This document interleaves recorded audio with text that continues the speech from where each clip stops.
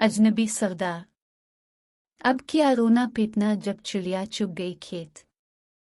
किसी गांव के सरदार का इंतकाल हो गया। गांव वालों के दरमियान बहस शुरू हो गई कि नया सरदार किसको बनाया जाए। गांव वाले किसी फैसले पर ना पहुंच सके। आखिर ये तय पाया कि जो शख्स सबसे पहले गांव में दाखिल होगा इसको सरदार बना लिया जाएगा। ये सुनकर एक तजुर्बेकार दाना बुजुर्ग ने कहा, यह मुनासिब नहीं है। होना यह चाहिए कि पहले अपने करीबी लोगों में, फिर इलाके में और फिर शहर से बासलाहियत और मुखलिस इंसान को मुंतखब करो।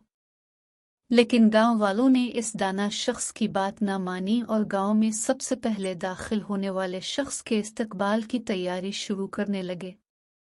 गांव वालों ने अपनी रवायत के मुताबिक खजूर की शाखें अलिफाटे कर और राहों में दरिया बिछाकर आने वाले का इंतजार करने लगे।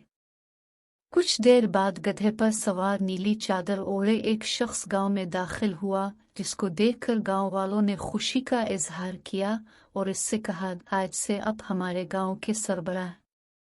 उनकी बात सुनकर गधे पर सवार शख्स ने कहा, मैं कैसे तुम्हारी बात मान लूं कि मैं तुम्हारा सरदार हूं और तुम मेरा हर हुक्म मानोगे। गांव वालों ने कहा, अब जो भी हुक्म देंगे हम इस पर अमल करेंगे। गधे पर सवार शख्स ने कहा, मैं तुमको आजमाने के लिए हुक्म देता हूँ कि तुम लोगों के पास जो भी सोना चांदी माल विजर है मेरे हुजूर पेश करो। ये हुक्म सुनकर तमाम गांव वाले अपने घरों से सारा माल समेट कर ले आए, जिसको देखकर इस शख्स ने कहा, मैं बहुत थका हुआ हूँ, आराम करना चाहता हूँ, तुम सब लोग जश्न मनाओ।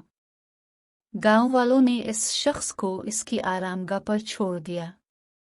सब लोग जश्न में लग गए और थक कर सो गए। दूसरे दिन जब नए सरबराह को लेने गए तो वो वहां नहीं था। वो सारा माल और सब दौलत समेट कर फरार हो चुका था। ये देखकर गांव वालों ने रोना पीटना शुरू कर दिया। जब दाना शख्स ने गांव वालों की ये हालत देखी तो कहा, अब क्या रोना पीटना जब चिड़िया चुग गई खेत। तमाम गांव वालों को अपनी गलती का एहसास हुआ और इस दाना शख्स को बाहमी मशावरत से गांव का नया सरबराह बना लिया गया।